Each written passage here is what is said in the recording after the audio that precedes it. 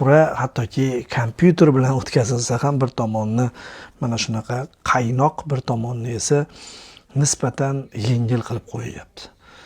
Va men bitta narsa xursand qiladi, misol uchun Madridning Real klubi haqida, aynan Perez haqida, Chempionlar Ligasini ko'p yutganligi uchun unga nisbatan qo'yiladigan ayblar ko'p. Muxlislar tomonidan ham, mutaxassislarning ham ba'zilari aytishadi. Lekin umumiy futboldan xabari bor insonlar bu aslida haligi isbotlanmagan narsaligini bilishadi. Shu tomondan kelib chiqyapmanki, aynan Real bilan mana shunaqa qiyin koridor, qiyin yo'lak tashkil etilayotganligi o'zi aslida yaxshi. Aslida yaxshi voqelik do'stlar. Va e'tibor bering, Real unaqa e'tiroz ham bildirmaydi. Gapirishadi. Misol Butragino gapirib o'tdi. Qanaqasi har doim Manchester City tushaverishi degan kichkina e'tirozlar ham bo'lishi mumkin, lekin dotvoy yo'q. Dotvoy yo'qligining sababi mana shu gaplar sal bo'lsa ham chetga chiqadi. Bo'ldi, mana kuchli tomonga tushyapti.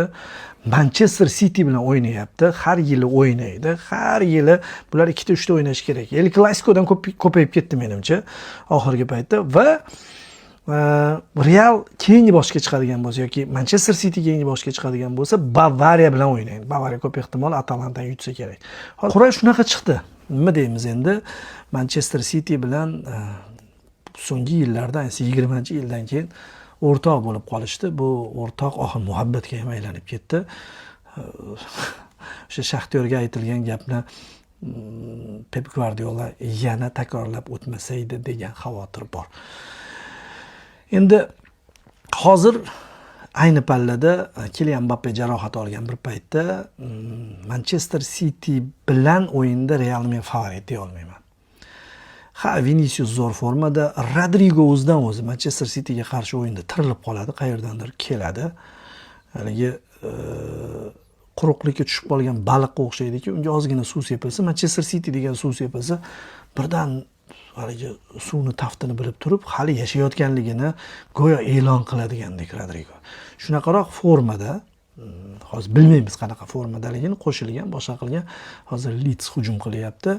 Hali ham Manchester City o'yini ko'ryapman. 1-0 hisobida City oldinda bormoqda. 48-daqiqa, 15 daqiqa o'tib ketdi va bu paytda men video yozdim. Yaxshida, yozib olyapman, ulguryapman va bir-biriga montaj qilib turib katta videoni tashkil etadi. Vaqtdan unumli foydalanish deyiladi. Napoli ham o'ynayotgan edi, bir qilib qo'ydi. Hozir Manchester Cityning yana bir hujumi. Chalg'iyapmanmi? Chalg'iyapman. Rozi bo'lasizlar. Xo'p, qur'ada Realni men favorit deya olmayman. Manchester City hozir yaxshi sport formasiga ega. Futbolchilarning adaptatsiyasi nihoyat amalga oshirildi va chempionlik kurashiga qaytdi.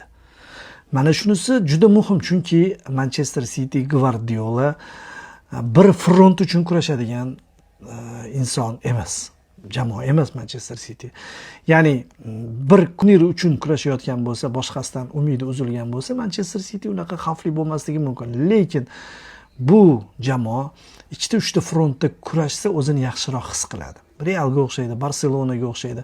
Top jamoalarning yaxshi jihati shunda, hozir Calvert-Lewin zarba yo'lladi, lekin himoyachilar Mateus Nunes dahshat qaytardi. Dahshat qaytardi. 3-chi vaziyati Calvert-Lewin'niki yo'qqa chiqdi. Shuning uchun men Manchester Cityni favorit deyman, ozmoz favorit deyman.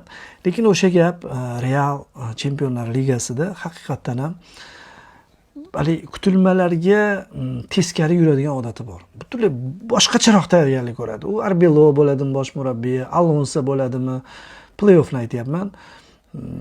Ancelotti bo'ladimi, Zidane bo'ladimi, farqi yo'q. Realda shunaqa narsa bor. Lekin baribir o'sha comeback, ya'ni katta natijalarni qayd etish uchun birinchi Santiago Bernabeuda bo'ladi, javob uchrashuvi Etihadda bo'ladi. Katta o'yinchilar kerak deb o'ylayman. Hani iroda ko'rsatadigan bo'lsa, Bellingham yo'qda. Bellingham baribir mana shunaqa uchrashuvlar uchun tug'ilgandek tuyuladi menga.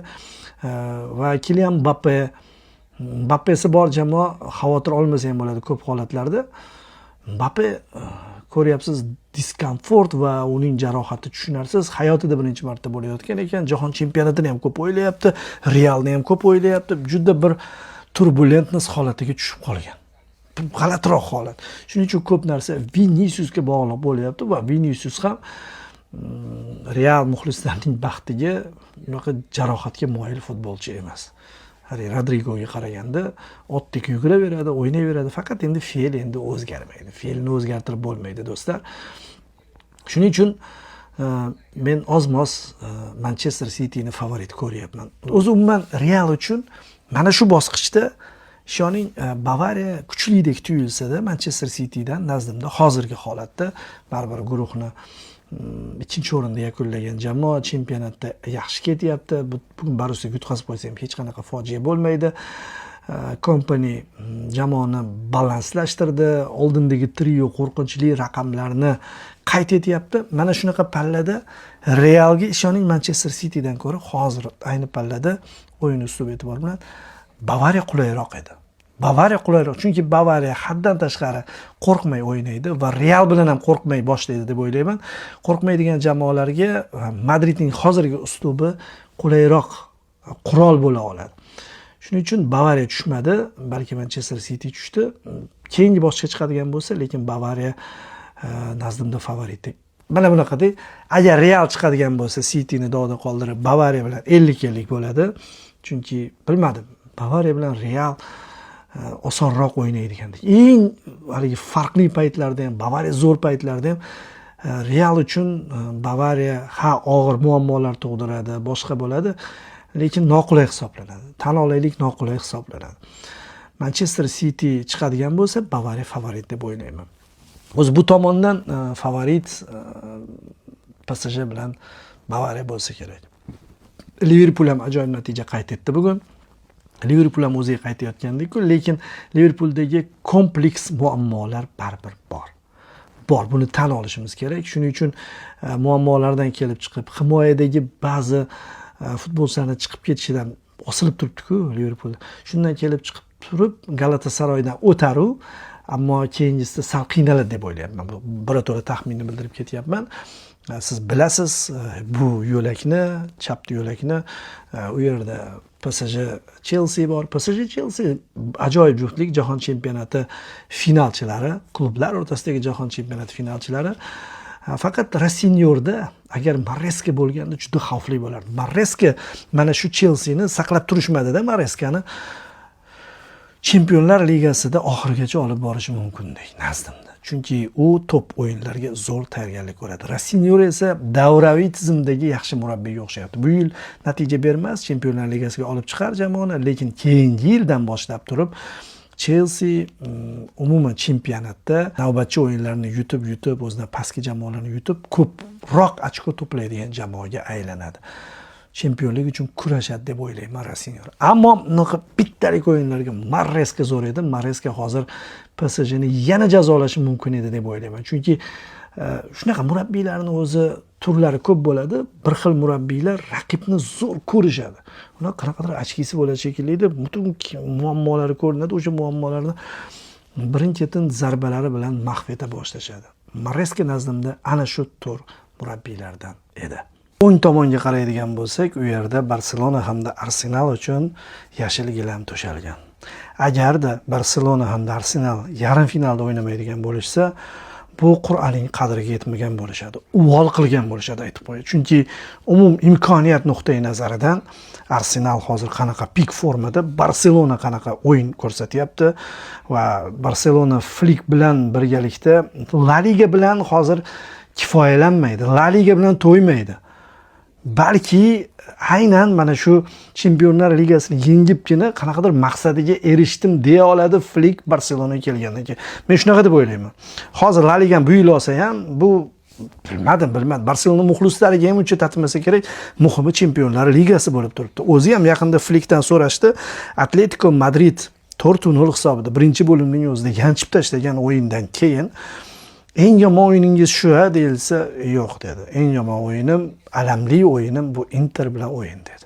Qarang, Chempionlar Ligasini aytyapti. Chempionlar Ligasi Barselona uchun boshqa klublarga qaraganda ko'proq kerak deb o'ylayman.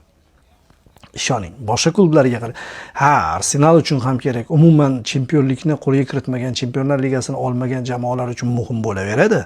Arsenal mana shu eng zo'r pik paytiga chiqqan paytida o'sha Wenger davridan keyingi eng yuqori cho'qqisiga chiqqan paytda olmasa yana qachon olishi mumkin degan masala ham bor, to'g'ri. Guardiola uchun ham ketar onida Manchester Citydan yutib ketish kerak. Lekin ularning foizini ko'radigan bo'lsak, Barselonaga ko'proq zarurdek tuyuladi. Chunki Barselona APL jamoasi emas. Masalan, APLda 6 ta yutsa ham, 5 ta yutsa ham Angliya Premier Ligasini yutayotganligi uchun ham zo'r bo'lib turaveradi. APL endi hozir Perez, Laporta yana boshqalar tomonidan taklif qilingan Superliga bo'lib qoldi-da. Ana shu Superligani yutgan bo'ladi. Yevropaning juda ko'p kuchli jamoalari o'ynayotgan ligani yutgan bo'ladi. Mana shu e'tibordan do'stlar, Barselona bu qur'ani qadrlash kerak. Ha, aytishingiz mumkin, yana Atletico bilan o'ynash mumkin. O'zimman Newcastledan o'tib olsin degan masala bor. Chempionlar Ligasida kuchsiz raqib bo'lmaydi. Endi play-offda kuchsiz raqib bo'lmaydi, lekin nisbatan bo'ladi. Kuchsiz bo'lmaydi, kuchlirog'i bo'ladi. Hozir chap tomon yonib yotdi. Liverpool Galatasaraydan o'tgandan keyin yo PSG yo Chelsea bilan o'ynaydi. Dahshat. Undan o'tgandan keyin Real City Bavariyadan bittasi bilan o'ynaydi. Endi bu yerdan qovurilib chiqish boshqa masala va bu tomondan chiqish masalasi bor. Barselona o'tgan yili ham yomon tomondan ketmagan. Interga endi kutilmaganda yutqazib qo'ygandi. Xullas, o'ng tomon bilan chap tomonni hatto kompyuter ham to'g'ri taqsim qilib bera olmadi. Futbol balkim shunisi bilan qiziqdir.